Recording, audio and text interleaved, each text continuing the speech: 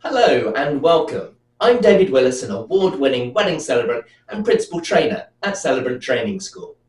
Today we're diving into one of the most magical and meaningful rituals that you can include in a wedding ceremony, and that's handfasting. Now, whether you're a couple considering a handfasting ceremony for your big day, a wedding celebrant looking for fresh ideas, or whether you're someone who's considering becoming a wedding celebrant, then you're in the right place.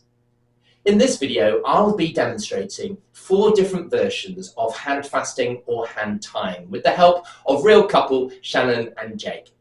You'll see how this ancient wedding ritual can be adapted to suit modern ceremonies, creating a truly unforgettable experience for couples and their guests alike.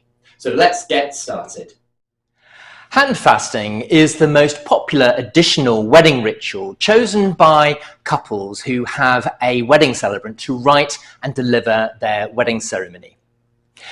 Handfasting or hand tying dates back to ancient Celtic Britain, before the existence of any church or state. And it's from handfasting that we get the term to tie the knot. Couples tie the knot because that was the way that actually, through handfasting, people used to get married. Now, there are lots of different ways of doing handfasting or hand tying. It obviously has pagan rituals, and there will be purist ways of doing handfasting. But like many rituals around the world, it's been acclimatized to various different settings. It's even used in a fashion in the Church of England wedding service, and with modern British wedding celebrant ceremonies. I'm going to be showing you the 4 most common ways of doing handfasting. So Shannon and Jake are going to help me demonstrate the first of these 4 different versions of handfasting. And this version I call the 3 knots.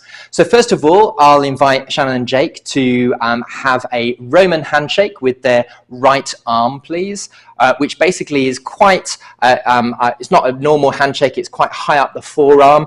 And what we're trying to get is trying to get the pulse points to be touching, and you can say some words there about the fact that you should be able to feel the heartbeat of your partner, which is quite good because you want to check that you are that they're still alive at this point. And then what we're going to do is I'm going to ask Shannon to put one hand underneath to support the 2 hands, and Jake, if you put your other hand on top to protect them, and then we're going to wrap them with some materials. So we're going to use just some coloured ribbon at this point. Again, they could be really colourful with some sort of symbolic meaning, which you're talking about at this point. Alternatively, they could just be colours that match the bridal colours, etc., the bridesmaids' dresses, etc., and the groomsmen. What I've done, as you've noticed, is I have wrapped it round once, and I then just swiveled them a bit so that each of the ends all come down an equal length. And as you can see, it's already starting to look really quite stunning and attractive. And what's also lovely about this option is that it's very, very easy, can't really go wrong. And so very often we also get and invite other members of the friends and family to do this as well. So it could be, for example, you have cords that come from each side of the family, representing each side of the family, and then you could have another cord that represents all their family, or their friends, their mutual friends. You could have children actually do this. I've done it once with a couple where it was a very intimate wedding ceremony. There were only about 20 people in the ceremony, and so consequently we gave every single guest a different coloured ribbon, and they all came up in different groups and laid their ribbons over the couple. And it's a beautiful way of symbolically blessing the union for which we are celebrating in the wedding ceremony. So once we've got the ribbons laid out, you can see we've got 2 tassels there of whatever the number of ribbons we've used is. You could, for example, just use one particular long length. it could be something memorable. I've done it before with a tie, for example, of a deceased father. I've also done it with another piece of material because the couple were big Doctor Who fans and they wanted to replicate the Doctor and River Song's wedding, which was also a handfasting. And so consequently, once we get to the stage, we tie the knot. So again, you could get family members to do this, you could get the children to do this, but if they're very young children, probably best not, because mum and dad want to be able to have something to eat and drink afterwards. So basically what we then do is the first knot represents Jake's love for Shannon. Our second knot represents Shannon's love for Jake. And then our third knot represents the love that both Jake and Shannon have for all their family and friends who are here at the ceremony today. And then we can say some wonderful words about the binding of the hands and what it means and how those hands will grow old with the couple as they support and love each other through their many years of their marriage. And then we get to the end, and you normally then at that point can either do some repeat after me vows if you wanted to. You obviously couldn't do wedding vows from booklets because they haven't got hands to read them from. But this could take place after reading from booklets, or it could indeed take place before doing the wedding vows. Very often I would do this particular version after or before the certificate signing, if that's what the couple are choosing to have. And at that point, I just simply invite the couple to get their hands out of the knot, which is normally quite easily done. And then what we then get is the knot is a lovely reminder of their wedding vows on the day, which I'll put into a little box for them.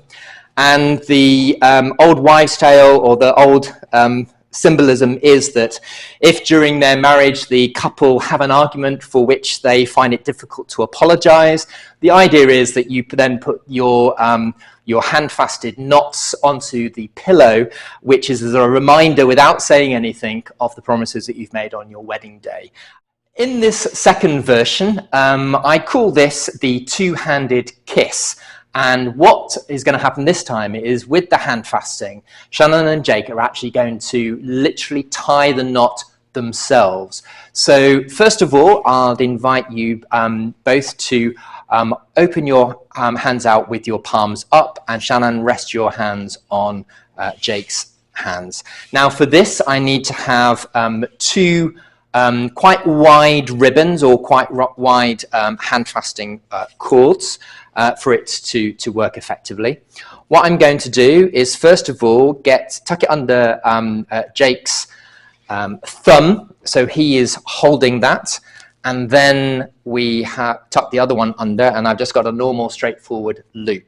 Then what I'm going to do is exactly the same with Shannon, but this time her ribbon is going to loop twice around Jake's ribbon before it then gets tucked under her thumb.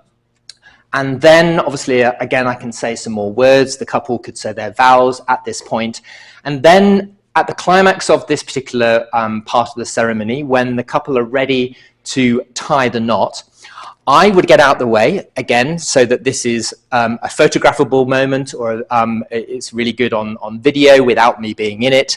And I would invite Shannon and Jake to tie the knot, and they simply take hold of their ribbons each, and they step back and they make the kiss sign with their ribbons.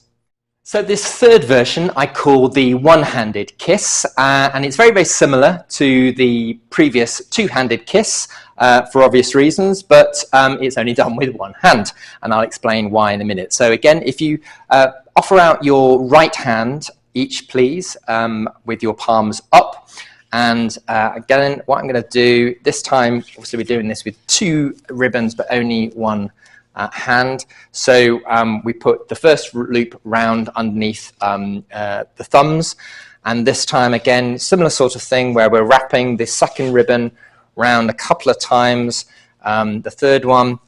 But this time, of course, we've got 2 ribbons under each thumb. And then what this allows us to do at this point then is to have a ring exchange. So Shannon will offer her hand up, and Jake will put the ring onto Shannon's hands as he says his ring exchange vows, and then vice versa. And then after we've exchanged rings, again, I would then invite the couple to tie the knot. So what they then need to do is, once I'm out of the way, is they step back and pull to tie the knot, and then they separate their 2 ribbons to make their kiss. This final version that I'm going to show you today is called the infinity knot. And so with this one, we need a handfasting cord, which is pretty robust and probably on the mixture of the medium to wide end.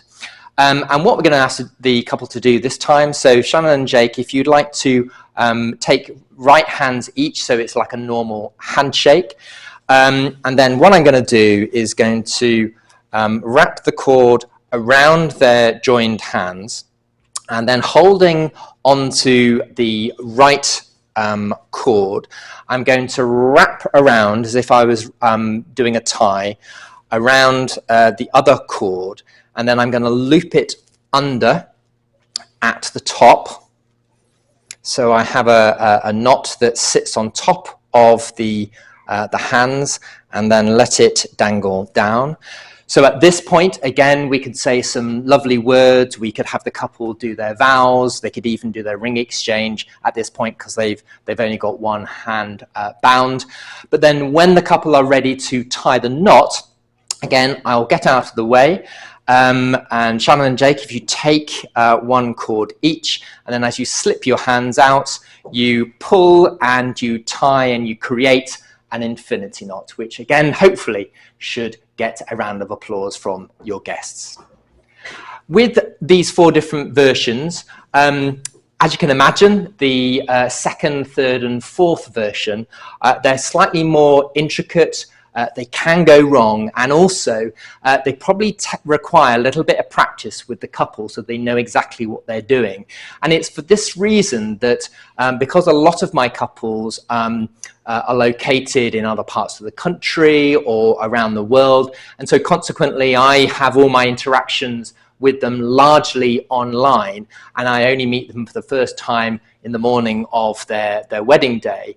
Consequently, we don't get a chance to practice. So consequently, it's version 1 which is most popular with my couples for really practical reasons, but also because, as I believe, and I'm a little bit biased, but I think it's the most spectacular.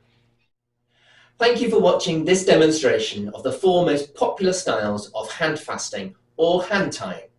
I hope this video has inspired you to explore the beauty and versatility of this ancient wedding ritual.